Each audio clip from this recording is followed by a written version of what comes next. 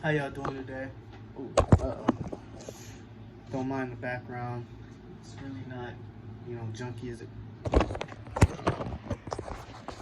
It's really not as junky as it looks. Just got my dog's toys and stuff. I didn't really have a good spot to put them. What's in the black man's mind? Should have said that last video. But anywho, I want to talk about. There's an article, the SeafoodSource. I wanted to talk about, fish populations and how, us eating seafood, like how does that affect us? How does that relate to climate change? Are we dealing with an overfishing crisis? All that kind of good stuff. So let me get into it. I don't want to get too long with it. So here we go. So the source is the SeafoodSource.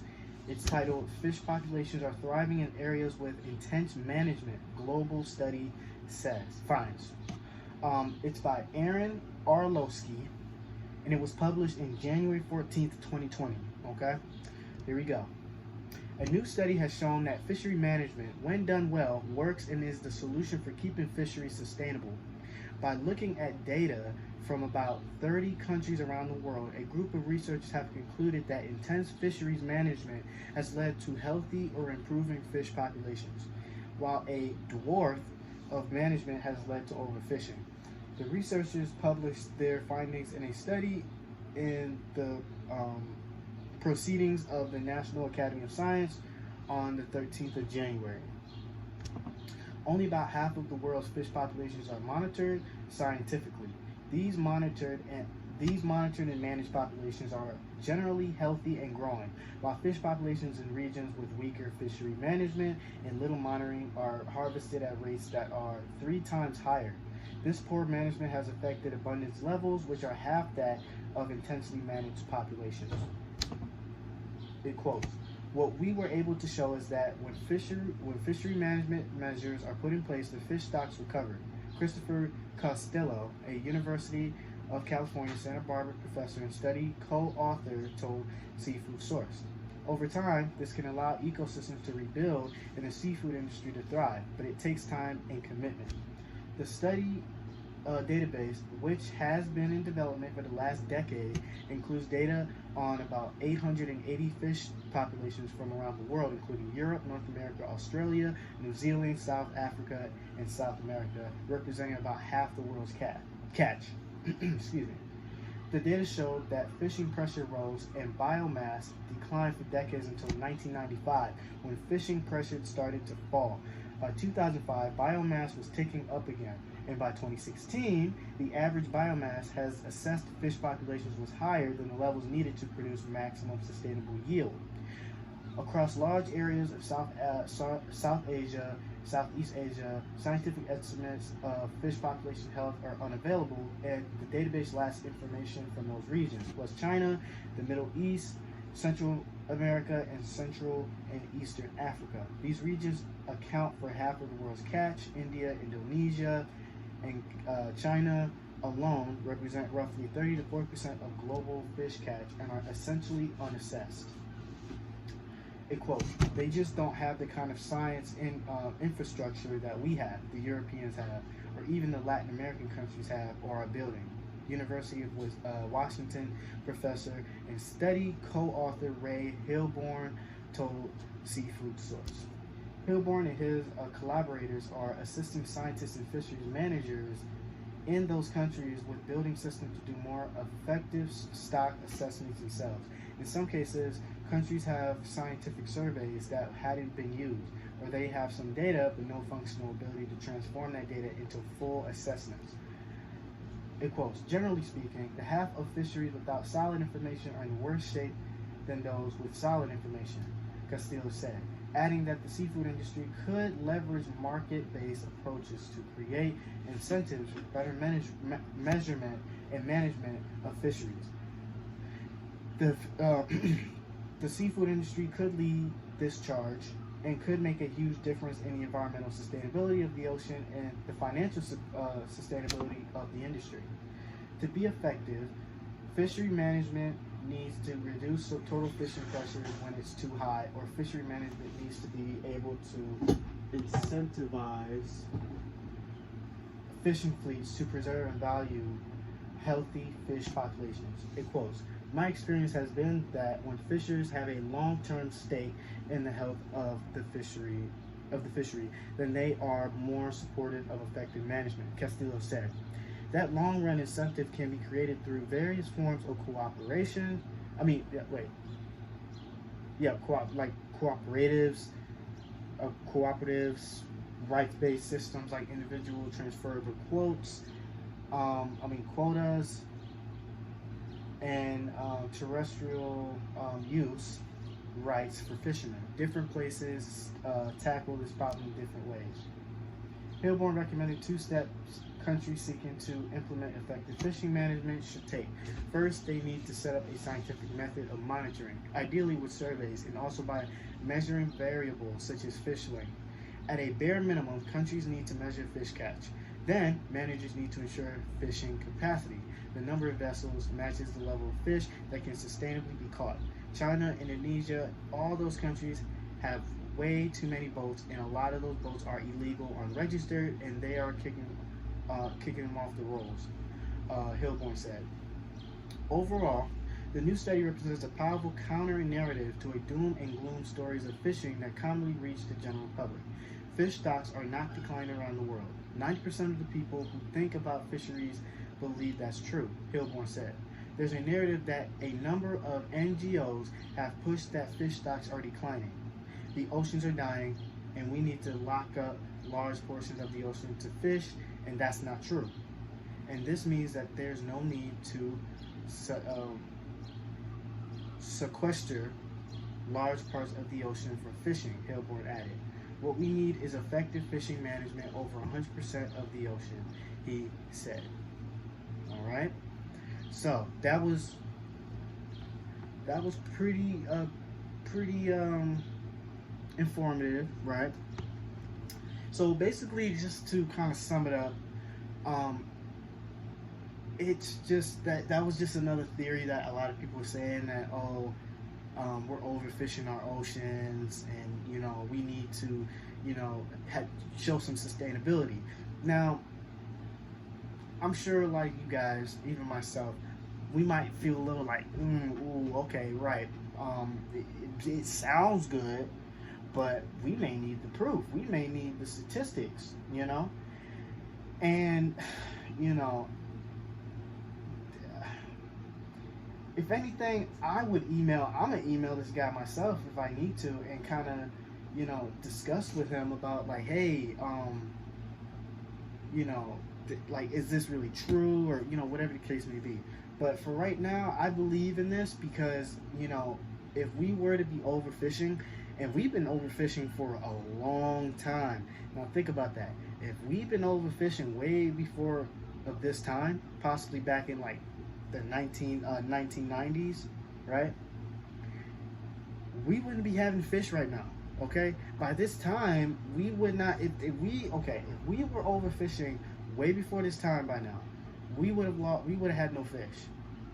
I'll just be honest. We'll have literally, like, I'm telling you, you would go to the grocery store and see little to no fish, shellfish, no kind of fish in the fish aisle. I'm telling you, but they're still there, okay?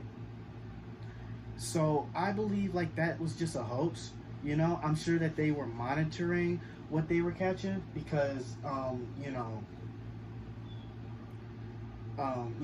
one, it doesn't look right when you just overfish everything and now you got nothing, because they want to keep their business. And if anything, if they want to keep their business, they have to do a sustainable act. They can't just, I get it, like a lot of people want them to quit. They don't want them to do it no more. We should not eat no more fish. Cool. I mean, I don't eat fish, but cool. We can go for that. But understand too that the people that are working at these jobs too, they have lives too, and if this is what they love to do, they are willing to do whatever it takes to keep that job, meaning they're willing to do a sustainable act. They are willing to still work at this job and do a sustainable act on collecting fish, but in a sustainable way. So, and like I said, a lot of y'all love seafood, okay? If it wasn't for these workers that are out there risking their lives out in sea, dealing with 100 feet waves and stuff, and dealing with harsh weathers, we wouldn't be having no seafood. Let's just be honest. Um, and then another thing too, the microplastics. Now I believe that's true because I'm sure, like, those that are in like the inner cities of, like, you know, um, maybe someone in like Milwaukee, Chicago, Philadelphia. Um, what else? What else am I thinking? New York. You can tell it's just nothing but trash. Now that's kind of the reason why I don't eat seafood, because it's the microplastics and they're everywhere. Now, sooner or later, I will be going out and I'll be videotaping myself picking up trash and spreading awareness to, possibly have the, officials or something set a bill or something to kind of like, you know, um, no more pollution, something, and I think that's what we need to do, because what you're noticing is that, a lot of these seafood products, they contain microplastics, right? And when you ingest it, you're really contaminating your body. You're eating plastic as well, and it's not good. It can get you sick, and it's just not good, And how did that fish get that plastic? Well, it's in the food chain. So obviously, when plastic starts to degrade itself, just starts to deteriorate and slowly like start to disintegrate or whatnot, the first thing that will start absorbing it is phytoplankton, right? Once phytoplankton starts to absorb it, not only does it have the greenness of it, it also has that microplastic, and it's very small. And what happens is larger predators show up. So let's say, for example, anchovies or sardines or other bait fish comes in and eats the phytoplankton, which that's mostly their favorite food. But we can step back before the fish, and we could say small invertebrates or small crustaceans would come around and eat them. Then the bait fish will show up, right? And they still have that microplastic within them, right? And then what comes next? Larger fish, larger animals, okay? We could say in bait balls, maybe in California, you would see sea lions eat those type of fish. You would see other fish eat other fish, such as like, bluefin, yellowfin,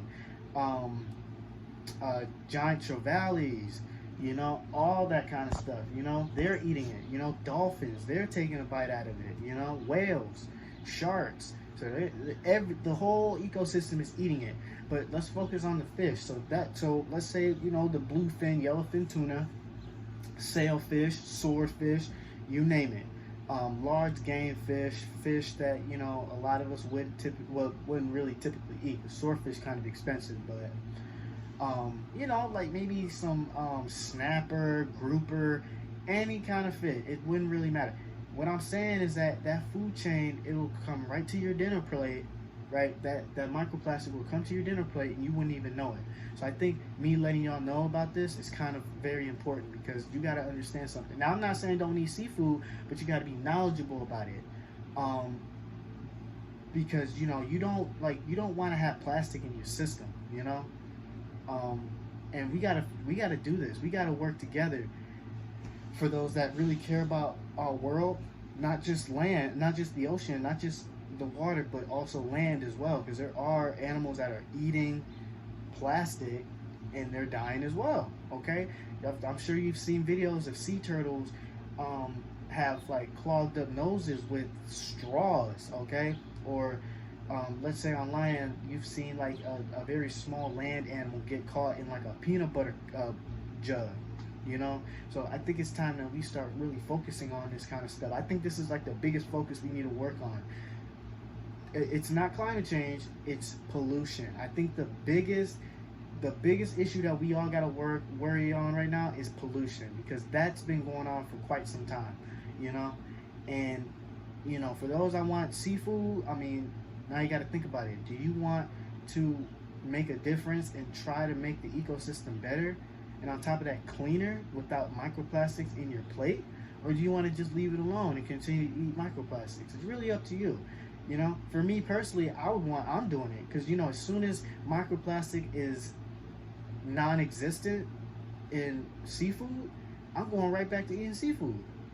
Right now, I don't want to, you know, because it's sickly and it's nasty. And it's not just in salt water, it's also in fresh water.